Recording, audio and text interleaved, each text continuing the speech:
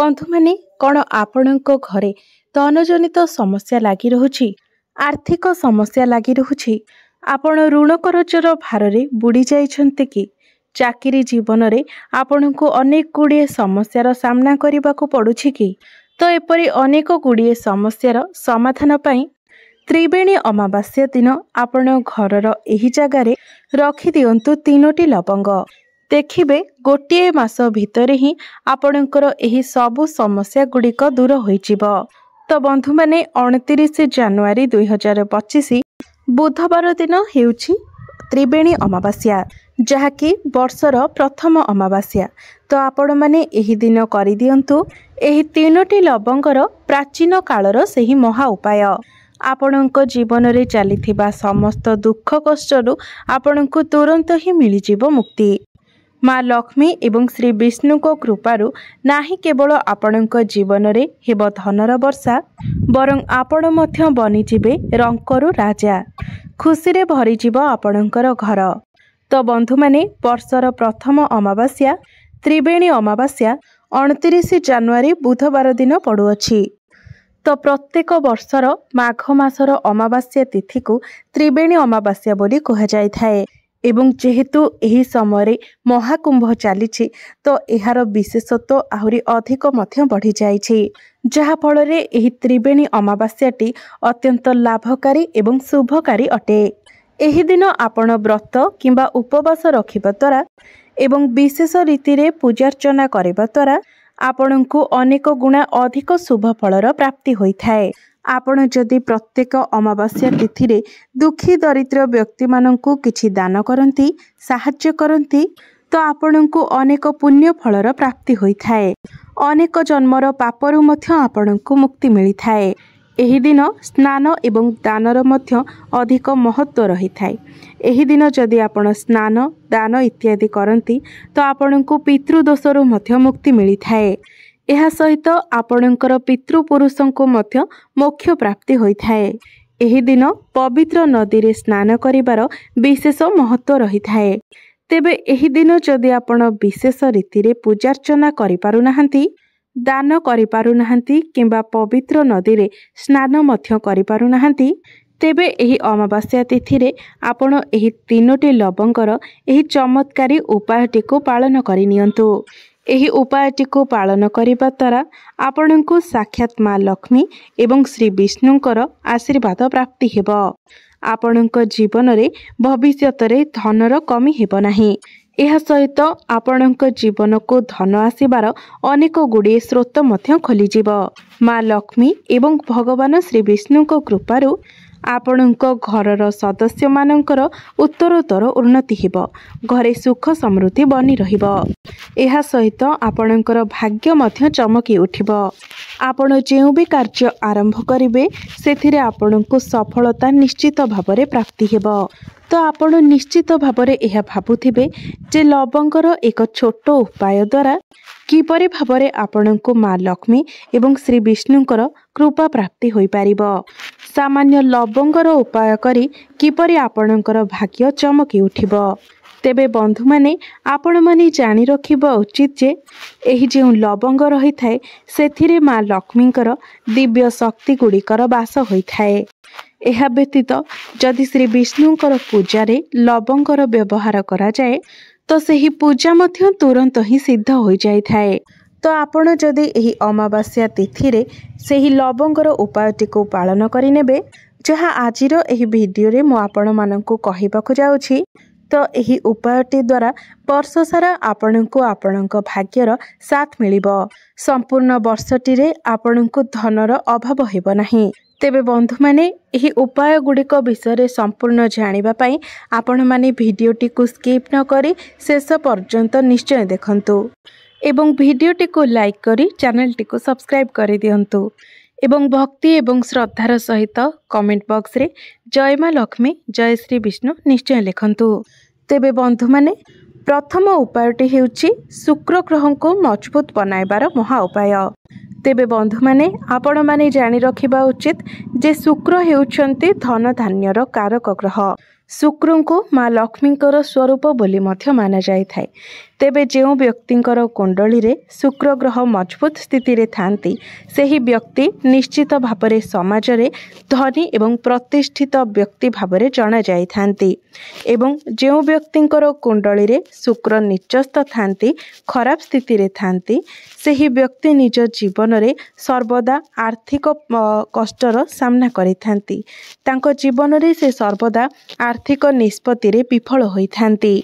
तेबे आपण मध्य जदि चाहुचंती जे आपणकर कुंडली रे शुक्र मजबूत स्थिति रे रुहंतु आपणको मध्य शुक्रंकर साथ मिलू आपणको जीवन रे जो धन आसुची सेथिरे वृद्धि हेउ एवं आपण ताको संचय करिबारे समर्थ हुअन्तु तेबे एही अमावास्या दिन संध्या समय रे आपण एक पित्तलर पात्र नियंतु सेथिरे आपण 3टी लवंग रखि दियंतु तापरे सेही पात्रटी को नेकी आपण निजर छात उपरे रखि दियंतु केवल एतिकी ही उपाय आपण करि दियंतु एवं ता परदिन सकाळु आपण ब्रह्म मुहूर्तरु उठी निजर स्नान कार्य समापन करि नियंतु तापरे आपण छात उपरु सेही पात्रटी को नै आसंतु एवं सेही 3टी लवंग को आपण गोटे लाल रंगर कपड़ा रे गुड़ेकी बांधी दियंतु एवं सेही लवंग गुडी को आपण निजर पर्स रे रखि दियंतु।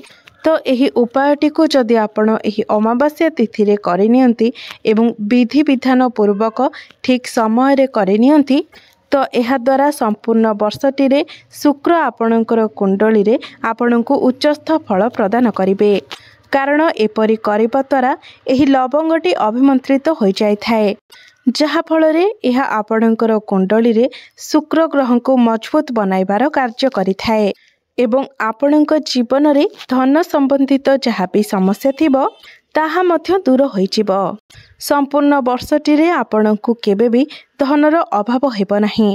द्वितीय उपायटी हेउछि आपणक भाग्यर साथ मिलिबार महा उपाय जदि आपण चाहुछंती जे संपूर्ण वर्ष सारा आपणको आपणक भाग्यर साथ मिलू आपण जो भी कार्य करिवे सेथिरे आपणको सफलता मिलू आपणकर नवग्रह आपणकर साथ दियंतु आपणको राहु केतुंकर साथ मिलू तेबे सर्वप्रथमे आपण माने जानि नेबा आवश्यक जे कौनसे भी मनुष्यंकर कुंडली रे राहु केतुंकर नियंत्रण श्री विष्णुंक हाथ रे ही रही थाए तो सेथिपाई आपण गोटे छोटिया उपायर पालन करनियंतु एही अमावास्या तिथिर संध्या समय आपण स्नान करनियंतु तापरे आपण गोटे काचर डबा नियंतु सेही काचर डबारे आपण संपूर्ण भावरे हळदी भरी देइथिबे तेबे आपण सेथिपाई गुंड हळदी व्यवहार करिवे बंधु माने हळदी को समस्त प्रकारर शुभ गुणर प्रतीक बोली माना जाय थाए एवं हळदीर सीधा सड़क संबंध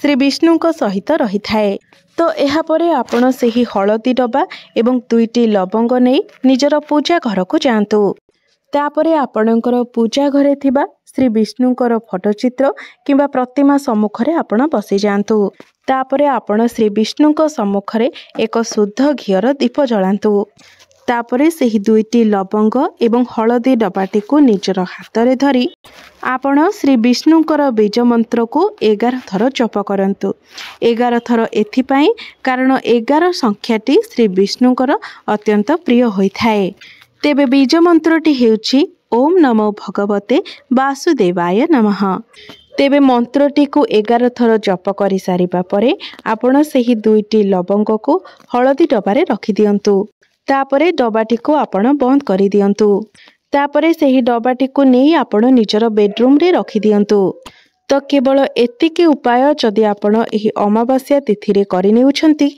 तेबे आपण निजे देखि परिबे जे संपूर्ण वर्षटी रे आपणको आपणक भाग्यर साथ मिलिबो श्री विष्णुंकर कृपा आपणक उपरे बनि रहिबो आपणक गृहर उन्नति हेबो आपण जो भी कार्य करिवे सेथिरे आपणको सफलता मिलिबो आपणकर भाग्य चमकी उठिबो कारण जेउठारे श्री विष्णु रही थांती सेठाको आपे आपे माँ लक्ष्मी चली आसी थांती तो आपणको श्री विष्णुंकर कृपा प्राप्ति हेबो अर्थात आपणको माँ लक्ष्मींकर कृपा मध्य प्राप्ति हेबो।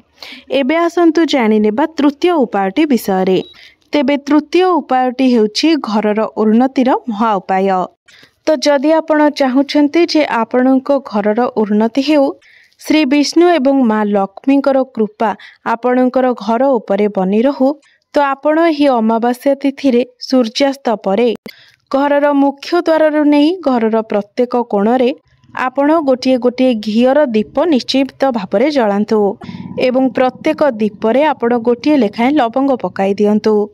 केवल एतिकी उपाय जदि आपण एही अमावास्या तिथि करनेउछंती तो संपूर्ण वर्ष सारा आपण निज गृह रे उन्नति देखा पाइबे। आपणको घर को अनेक गुड़िए स्रोतरु धनर आगमन हेब। गृहर नकारात्मक शक्ति गुड़िक नष्ट होई गृहरे सकारात्मक शक्तिर संचार हेब। एबे आसंतु जानिबा चतुर्थ उपायटे विषय। तो चतुर्थ उपायटी हेउछि धन प्राप्तिर महा उपाय। जदि आपण चाहुचंती जे आपणको गृहरे वर्ष सारा धनर वर्षा हेउ, माँ लक्ष्मी कृपारु आपणकर गृह को धनर आगमन हेउ, पूरा वर्ष सारा आपणको गृह को धन आसुथाउ, तो आपण एही अमावास्या तिथि संध्या बेलकु आपण स्नान करिनियंतु। तापरे आपण गोटे लाल रंगर वस्त्र परिधान करंतु एवं निजर पूजा घर को जांतु। आपणकर पूजा घरे आपण माँ लक्ष्मीकर जदि फटोचित्र किंबा प्रतिमा रखिछंती तो माँ को सम्मुखरे आपण एक घीर दीप प्रज्वलन करंतु।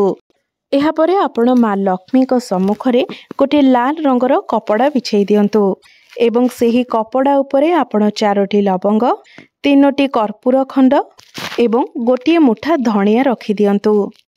तापरे आपण एहाकू बांधिकी गोटे पुटुली बनै दियंतु। तापरे सेही पुटुलीटी को आपण निज हाथ रे धरी माँ लक्ष्मीकर बीज मंत्र 11 थर जप करंतु। माँ लक्ष्मीकर बीज मंत्र हेउछि ओम महालक्ष्मी नमः। तो एही मंत्रटी को आपण 11 थर जप करंतु। तापरे सेही पुटुलीटी को नहीं आपण निजर धन रखुथिबा स्थान रे दक्षिण दिग को रखी दियंतु। तो केवल एतिकी उपाय जदि आपण एही अमावास्या तिथि रे करनेउछंती एहा द्वारा एही पुटुलीटी अभिमंत्रित हो जाय थाए, जहाँ आपणक जीवन रे धन आकर्षण करिवार चुंबक भली कार्य करिथाए। आपणक जीवन रे धनर वर्षा हेब। जेउठारे आपणकु 1 टंका मिलुथिला सेठारे आपणकु 10 टंका मिलिबो एवं संपूर्ण वर्षटी रे आपणकु केबे भी धनर अभाव हेब नाही। माँ लक्ष्मीकर कृपा सर्वदा आपणकर एवं आपणक परिवार उपरे बनी रहिबो। गृहरे थिबा समस्त नकारात्मक शक्ति गुड़िक मध्य नष्ट होइजिबो एवं सकारात्मक ऊर्जार संचार हेबो। तेबे बंधु माने एहा थिला किछि सहज एवं सरल उपाय। जदि एही उपाय गुड़िक आपण माने विधि विधान पूर्वक भक्ति एवं श्रद्धार सहित ठीक समय करनेउछंती तो निश्चित भावरे आपणको एहार शुभ फल प्राप्ति हेबो। आपणको जीवन रे चलिथिबा अनेक गुड़िए समस्यार समाधान करिबा पई एही उपाय गुड़िक आपणको सहाय्य करिबो। तो बंधु माने मोर ही भिडियोटी जदि आपण माननको भल लागि थाए तेबे भिडियोटी को लाइक करी चैनलटी को सब्सक्राइब करि देबे एवं कमेंट बॉक्स रे भक्ति एवं श्रद्धार सहित जय श्री विष्णु जय माँ लक्ष्मी निश्चय लिखिबे।